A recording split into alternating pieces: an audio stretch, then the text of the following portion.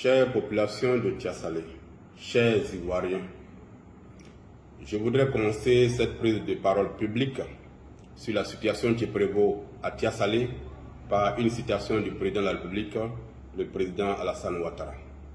Il a dit, et je cite, « Pour vivre en paix, il faudrait que tout le monde soit respecté, y compris les lois. » À Tiasalé, cependant, en République de Côte d'Ivoire, le préfet du département, le préfet Bakaba Koné, piétine les lois depuis des mois, sans que personne ne le sanctionne. Parce que d'après lui-même, il est en mission pour que le 2 septembre, Assalé Tiemoko ne soit plus le maire de Tiasalé. À Tiasalé, le préfet Bakaba Koné a engagé le gouvernement de Côte d'Ivoire dans une machination contre le député maire que je suis, sans que le gouvernement, jusqu'à cette heure, ne réagisse, alors qu'il a été informé. Aujourd'hui, après avoir pendant 4 mois usé de tous les recours hiérarchiques possibles sans aucun résultat, j'ai décidé de m'adresser aux Ivoiriens que vous êtes pour l'histoire. Si nous ne voulons pas laisser en héritage à nos enfants une société où l'injustice et l'arbitraire, le 2 poids 2 mesures et la loi du plus fort et du plus riche seront les seules règles, nous devons tous appeler à l'application de la loi avec la même rigueur dans toutes les circonstances. Ce jour, j'ai décidé de prendre la parole publiquement, après avoir fait preuve de la plus grande patience depuis 4 mois, après avoir suivi toutes les voies légales pour vous présenter la situation dangereuse qui prévaut à Tiasalé. On dit que les préfets ne peuvent pas jouer un rôle dans l'organisation des élections. Cela n'est vrai qu'en théorie. Mais dans la pratique, un préfet conditionné, un préfet partisan et militant peut jouer un rôle majeur dans le processus électoral dans notre pays. C'est le cas du préfet de Tiasalé. Les éléments qui suivent en sont la preuve. 1. Un préfet qui participe à la transhumance des électeurs. Pendant la période de révision de la liste électorale dans la ville de Tiasalé, le préfet Bakaba Koné a joué un rôle majeur dans l'enrôlement des personnes convoyées par cars entiers dans la ville de Tiasalé.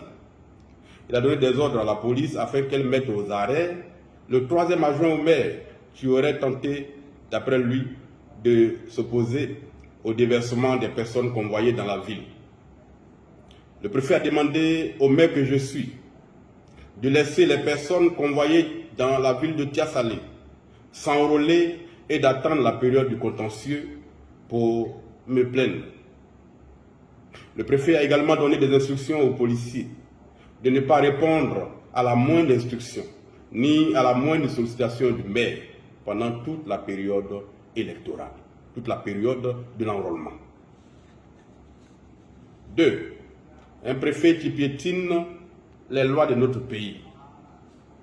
Le candidat du RHDP à l'élection municipale à Tiasalé est un conseiller municipal. Mais en 5 ans, alors qu'il est chaque semaine dans la ville, il n'a jamais répondu à une convocation du conseil municipal pour participer à la moindre réunion. En 5 ans, ce conseiller municipal n'a jamais siégé. Sur la liste du candidat du RHDP validée aujourd'hui par la CEI, se trouvent 3 autres conseillers municipaux, dont un n'a participé qu'à une seule réunion du conseil municipal en 5 ans. Et les 2 autres n'ont plus remis les pieds aux réunions du conseil municipal depuis avril 2021. En application de l'article 38 de la loi de 2012 sur les collectivités, j'ai saisi le 14 juin 2022 le préfet de Tiasalé d'une requête en démission d'office contre ses conseillers qui ne siègent pas. Selon cet article 38, le préfet avait l'obligation d'entendre les conseillers sur les motifs de leurs absences et de transmettre au ministre de l'Intérieur un rapport motivé afin que le ministre prenne un arrêté pour les démettre. Cela fait, en application de l'article 39 de la même loi, ces conseillers ne pouvaient pas se présenter aux élections municipales du 2 septembre prochain. Entendre les conseillers qui n'ont pas siégé et transmettre le rapport motivé au ministre de l'Intérieur, c'est tout ce que la loi demande au préfet de faire quand il est saisi par le maire ou par le président du conseil régional. le préfet n'a pas le droit de faire autre chose. Il ne peut pas agir en dehors de la loi. Alors que le préfet de Tiasalé, à 3 reprises, m'a assuré avoir entendu les conseillers concernés et transmis son rapport au ministre de l'Intérieur, j'ai découvert le 5 juin 2023, soit près d'un an plus tard, que le préfet de Tiasalé n'a transmis aucun rapport au ministre de l'Intérieur. Il n'a même pas entendu les conseillers concernés. Il a donc objectivement menti, et cela à 3 reprises, à l'autorité municipale que je suis. Le 12 juin 2023, j'ai rencontré le ministre de l'Intérieur en compagnie de 3 de ses collaborateurs. Au cours de cette rencontre, le ministre a dit n'avoir jamais reçu de rapport de la part du préfet de Tiasalé relatif aux conseillers municipaux qui n'ont pas siégé. Le 14 juin 2023, j'ai écrit au préfet afin qu'il me remette une copie du bordereau de transmission au ministre de l'Intérieur de son rapport qu'il prétendait avoir transmis. Il n'a donné aucune suite à ma requête jusqu'à ce jour.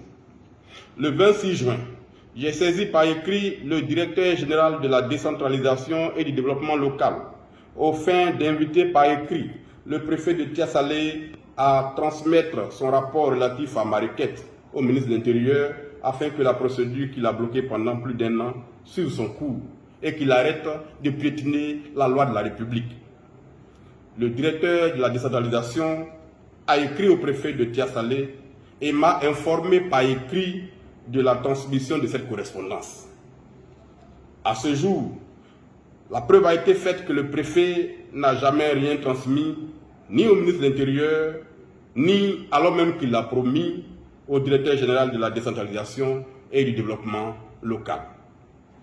Le préfet de Tiasalé a pris donc sur lui l'incroyable responsabilité de neutraliser la loi afin de faire en sorte et de façon assumée, mais totalement illégale, que la loi faite pour tous ne s'applique pas à son protégé, qui est le candidat du RHDP aux élections municipales à Tiasalé.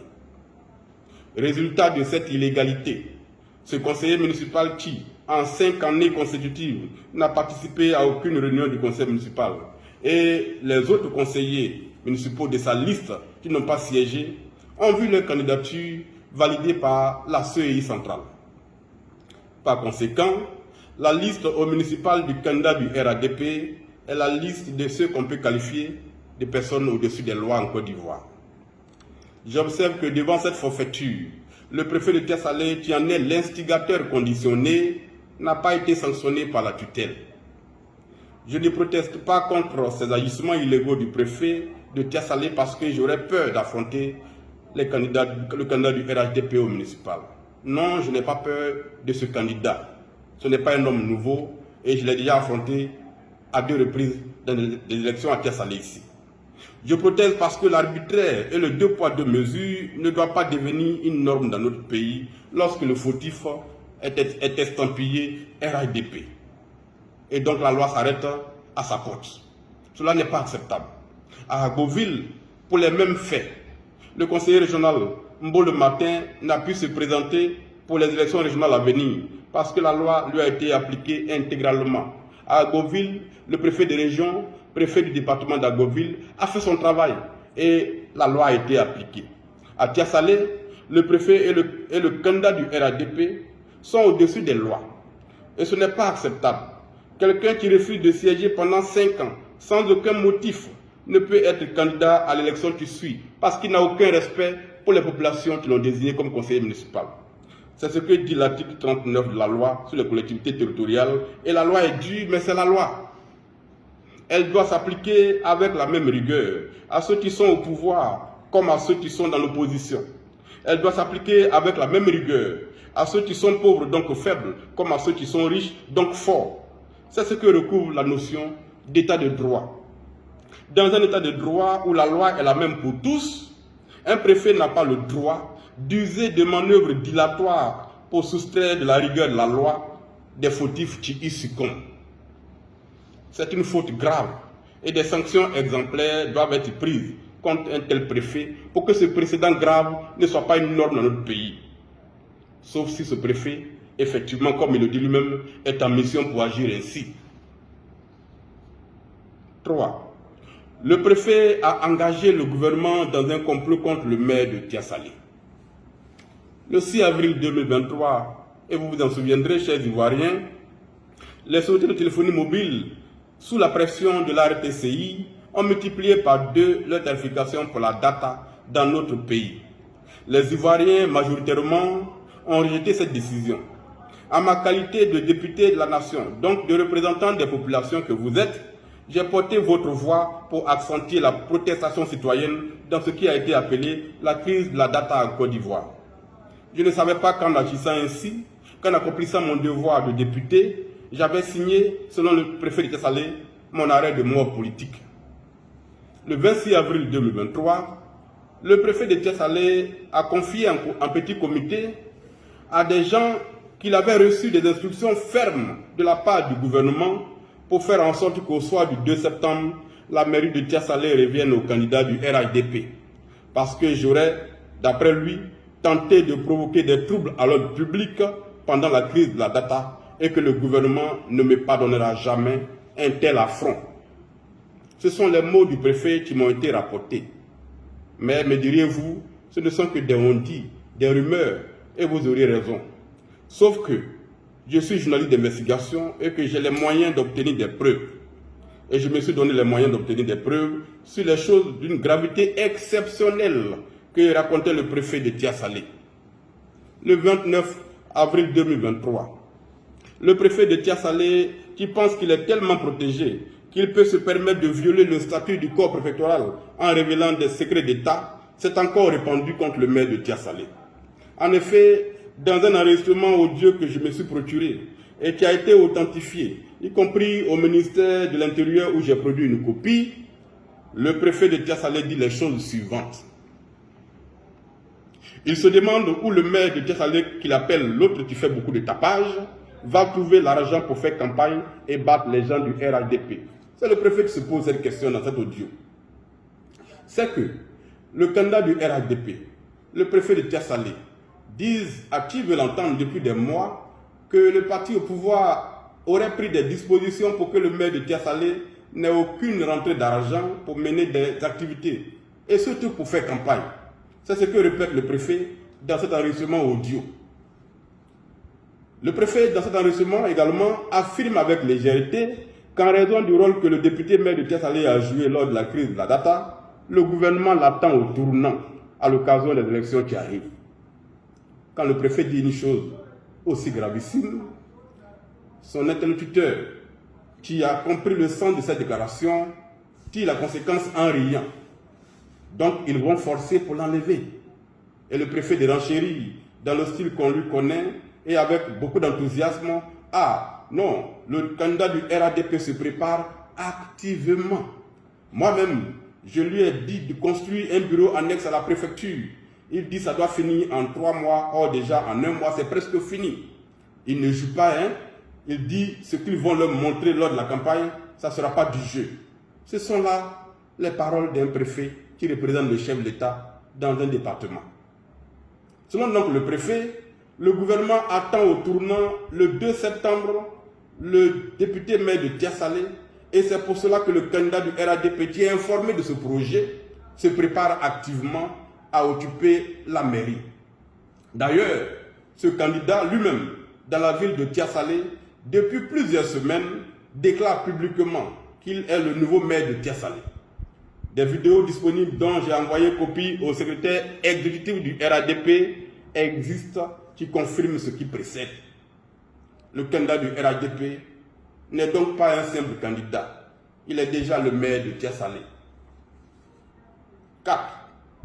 Le préfet de Tiasalé donne des ordres à la gendarmerie contre le député maire de Tiasalé.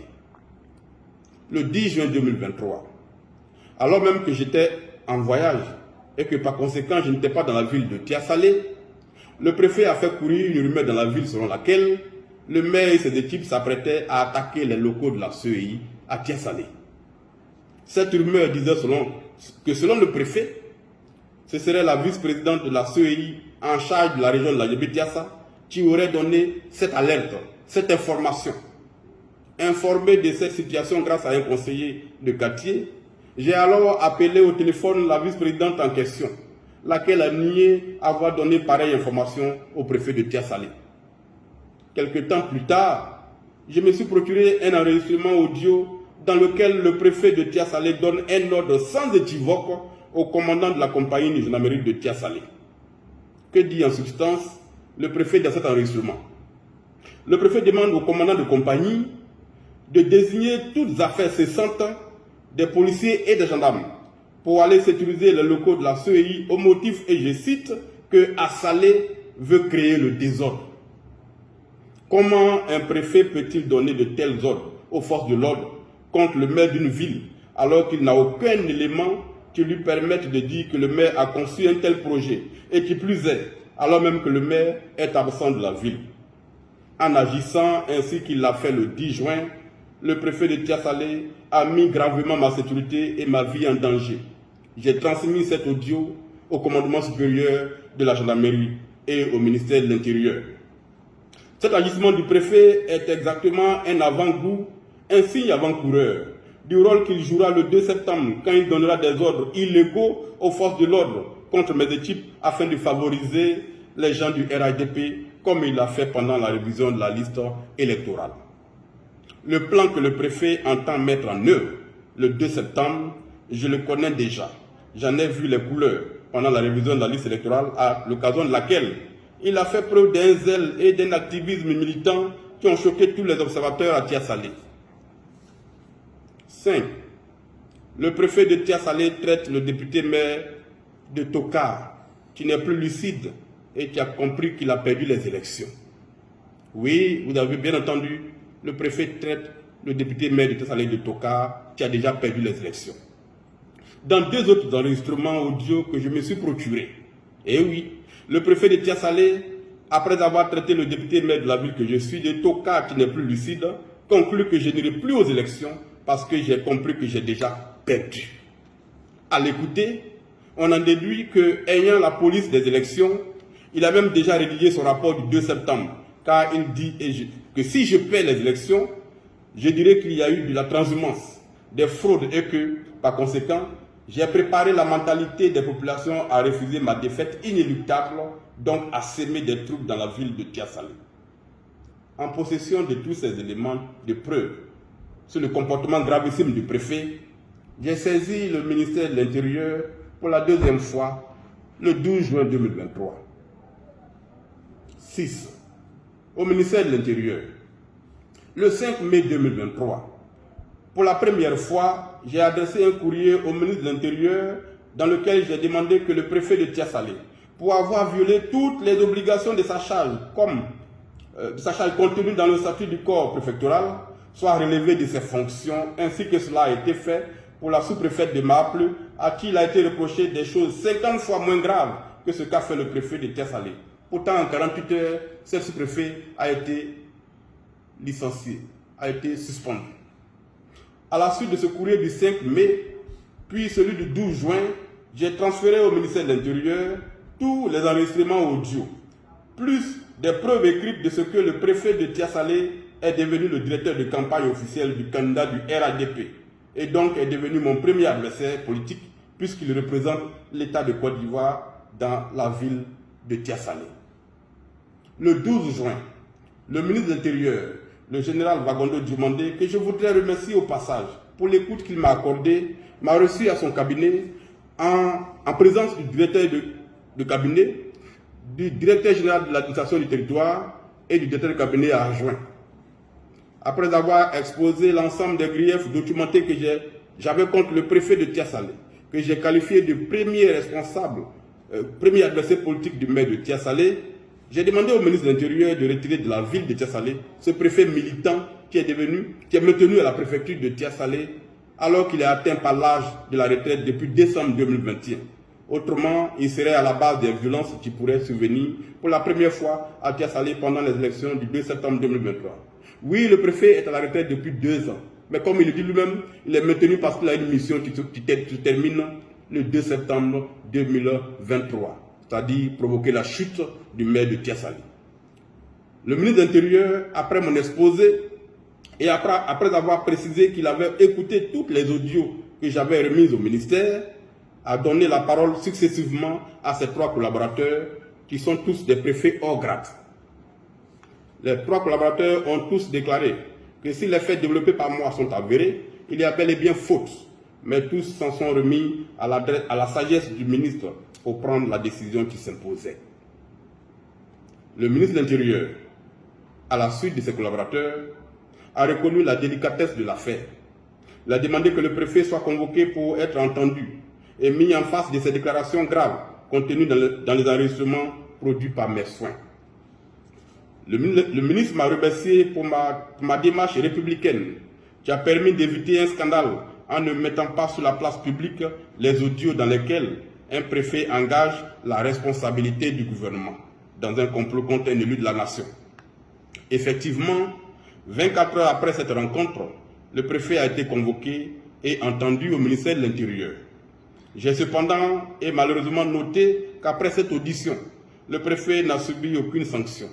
Pourquoi? Je n'en sais rien. De retour à Tiasalé, le préfet a annoncé qu'il était en congé et s'est éloigné de la préfecture en confiant l'intérim à la secrétaire générale de la préfecture. Aujourd'hui, j'ai compris que ce prétendu congé n'était qu'une manœuvre orchestrée pour gagner du temps. En effet, alors qu'il prétendait être en congé, le 19 juillet 2023, le préfet de Tiasalé, en violation totale de son obligation de réserve, s'est répandu encore et cette fois dans la presse contre le député maire de Tiasalé, au motif que j'aurais déclaré qu'il aurait été révoqué de ses fonctions, ce qui était totalement faux, car je n'ai jamais dit pareille chose. J'ai envoyé les propos tenus par le préfet dans la presse au ministre de l'Intérieur pour encore une fois attirer leur attention sur le comportement inacceptable du préfet qui, manifestement assuré de l'impunité dont il bénéficie, a décidé d'agir maintenant à visage découvert contre l'élu de la commune de Tiasalé.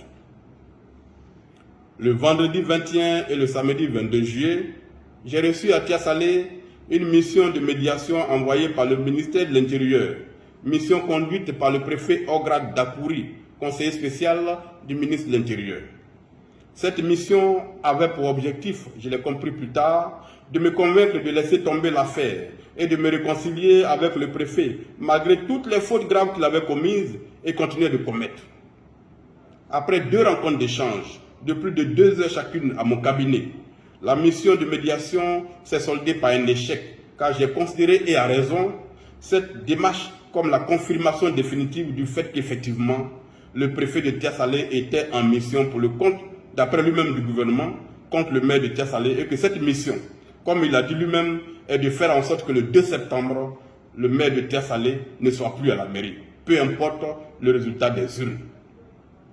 J'ai donc prié le préfet Dakouri, chef de la mission, d'informer M. le ministre de l'Intérieur que si, au 31 juillet 2023, le préfet de Tiasalé n'avait pas été retiré de cette ville, je prendrai publiquement la parole pour m'adresser à l'opinion nationale et internationale. Et je mettrai sur la place publique les audios à ma possession pour que les Ivoiriens comprennent la machination en cours en ce moment à Tiasalé et dont l'objectif final est d'opérer un braquage électoral dont la charge a été confiée au préfet de Tiasalé. Chère population ivoirienne, je ne sais pas à ce jour, bien que j'ai des indices, qui dans le gouvernement ivoirien a mis en mission le préfet de Tiasalé ainsi qu'il le dit lui-même contre l'élu que je suis. Je ne sais pas qui exactement dans le gouvernement a dit au préfet que le gouvernement attend au tournant le maire de Tiasalé le 2 septembre parce qu'il a défendu les Ivoiriens pendant la crise de la data. Je n'engage donc pas tout le gouvernement dans cette affaire. C'est pour cela qu'après le ministre de l'Intérieur, j'ai écrit au Premier ministre le 19 juin 2023, puis après au président de la République le 5 juillet 2023, au fin d'appeler leur attention sur la situation qui prévaut à Tiasalé, situation objectivement orchestrée par le préfet et qui pourrait déboucher sur de graves violences à l'occasion des élections à venir.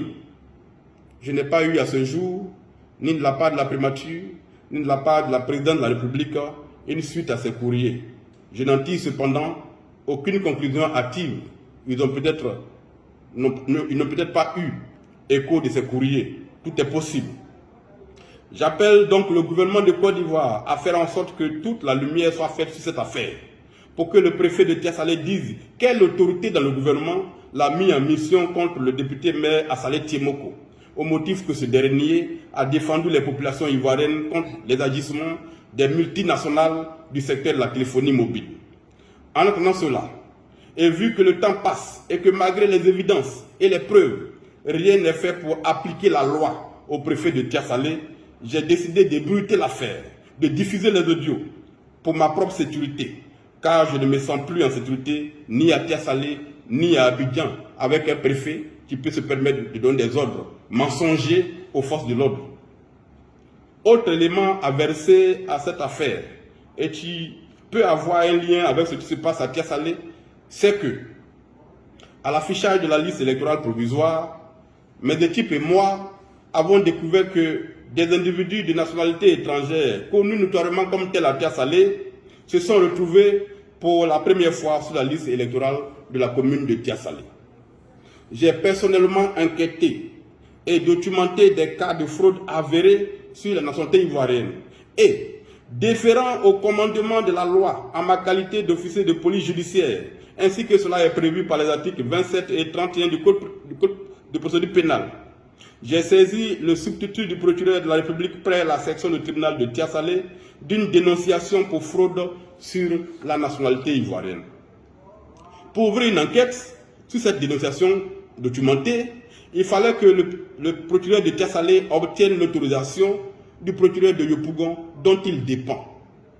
Cette autorisation ne venant pas, le 19 juin, j'ai dénoncé les mêmes faits au procureur de Yopougon, lequel m'a fait l'honneur de me recevoir le 24 juin pour m'informer qu'il avait besoin de l'autorisation du ministre de la Justice avant d'autoriser à son tour le substitut de Tia-Salé à ouvrir une enquête pour entendre les fraudeurs présumés.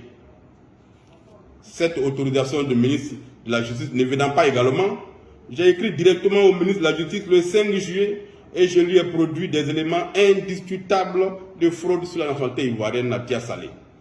À ce jour, le ministre de la Justice n'a donné aucune suite à ma saisine. Il le fera peut-être un jour pour qu'une enquête soit ouverte sur ces fraudes présumées.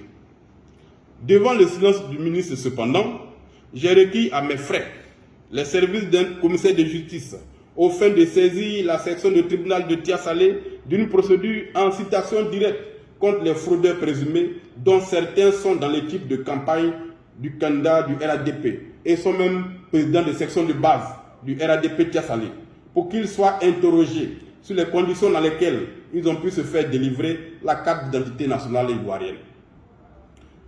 La première audience après cette saisine est fixée pour le 18 octobre prochain parce qu'entre-temps, les vacances judiciaires sont intervenues.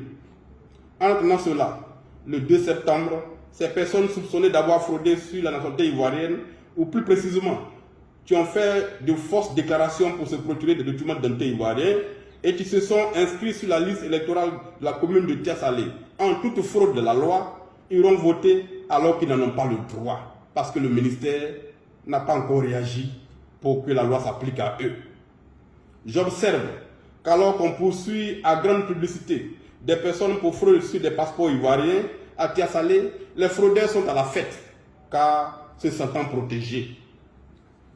Pourquoi le ministère de la Justice garde le silence sur cette affaire? Demain peut-être, on saura la vérité.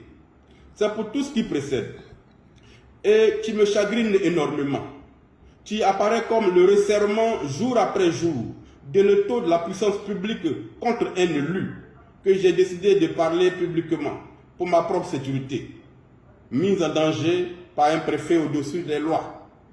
Chers Ivoiriens, chère population de Tia-Salé, voilà pour les faits. Mais cette prise de parole devient longue et il me faut la conclure. Le 31 juillet, en prélude à cette prise de parole, j'ai organisé une série de rencontres à Tia-Salé. J'ai reçu et informé les chefs des villages de la commune de tout ce qui précède. J'ai reçu et informé les conseillers municipaux de cette situation. J'ai reçu et informé les chefs de communauté de Tia-Salé de ce complot en cours d'exécution et dont le préfet est le maître d'ouvrage. J'ai reçu et informé les membres de l'association des pasteurs évangéliques de Tia-Salé de la guerre menée contre un élu pour avoir défendu les Ivoiriens. J'ai échangé également dans la soirée du 31 juillet avec les imams et le curé de l'église catholique de Tia-Salé. Conclusion. Selon le préfet de Tia-Salé, au motif que j'ai défendu les Ivoiriens pendant la crise de la data, le gouvernement m'attend au tournant le 2 septembre et il sera fait usage de tous les moyens pour qu'il me soit retiré la légitimité qui me permet de parler au nom des populations de Côte d'Ivoire. Après la mairie qu'ils veulent récupérer par tous les moyens, ce sera comme ils l'ont déjà annoncé sur le terrain, les législatives. Aujourd'hui à Tia-Salé, sous la protection du préfet qui harcèle les forces de l'ordre par des coups de fil incessants, le candidat du RADP se permet tout. Il dit qu'il est le nouveau maire en exercice de la ville et il le dit publiquement au cours des cérémonies.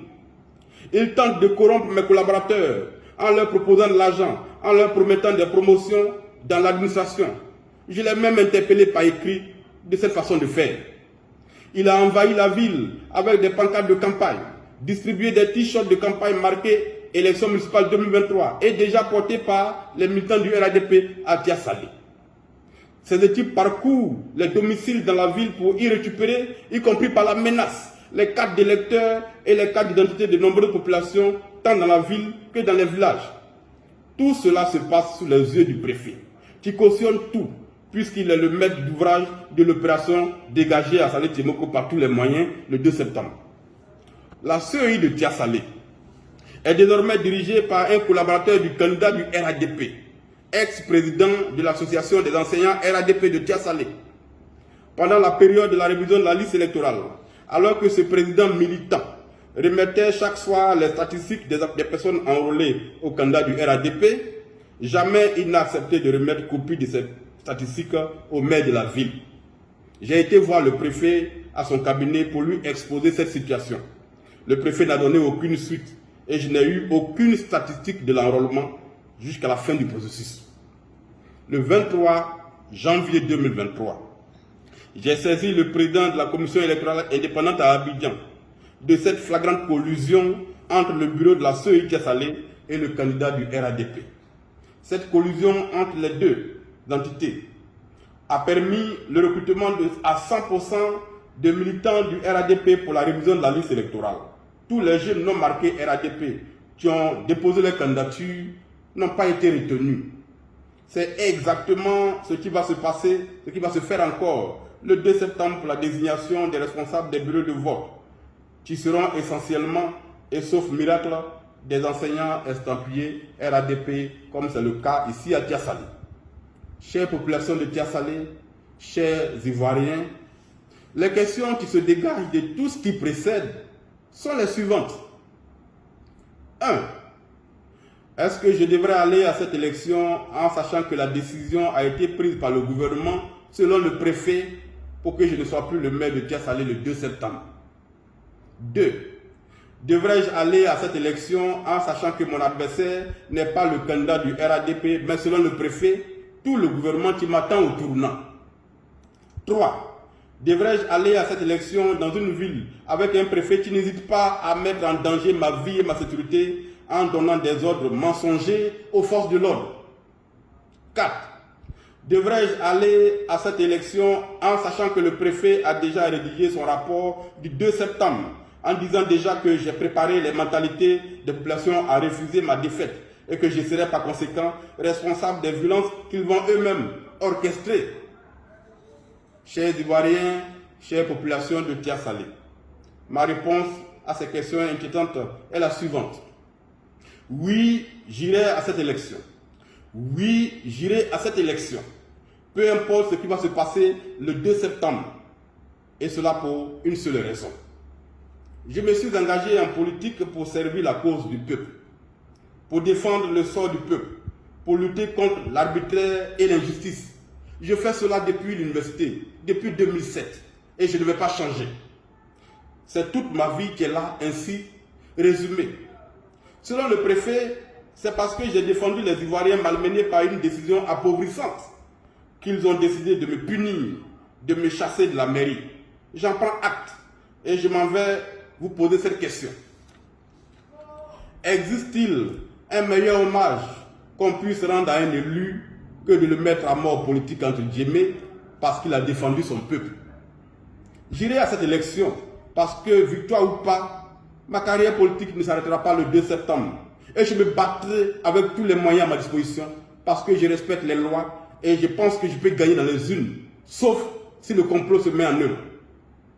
Ils ne réussiront donc pas à me briser. J'appelle les populations de Tia-Salé au calme et à se mobiliser pour aller exprimer le 2 septembre leur choix souverain dans les urnes. J'appelle le secrétaire général de la FESI, M. Alain Sinclair, à tenir éloigné son organisation des élections de Tia-Salé. Je l'appelle précisément à interpeller le secrétaire de la FESI au campus d'Abobo, à renoncer à la mission qui lui a été confiée pour le 2 septembre et pour laquelle il a déjà séjourné à plusieurs reprises dans la ville de Tia-Salé, aux côtés des gens du RADP. J'appelle toutes les personnes qui n'ont aucun intérêt à Tia-Salé et qui cependant ont été convoyées pour s'enrôler à Tia-Salé, à rester chez elles le 2 septembre 2023. La nouvelle Côte d'Ivoire pour laquelle nous nous battons ne se construira pas avec des dirigeants locaux désignés par des mercenaires électoraux et qui n'auront donc aucun compte à rendre aux populations qu'ils veulent gouverner. La politique, on l'a fait pour que les gens vivent et vivent mieux, pas pour qu'ils meurent. C'est cela ma philosophie. Je n'ai pas été un mauvais maire, un maire paresseux, sans compétence. J'ai un bilan à la tête de la commune de Tia-Salé.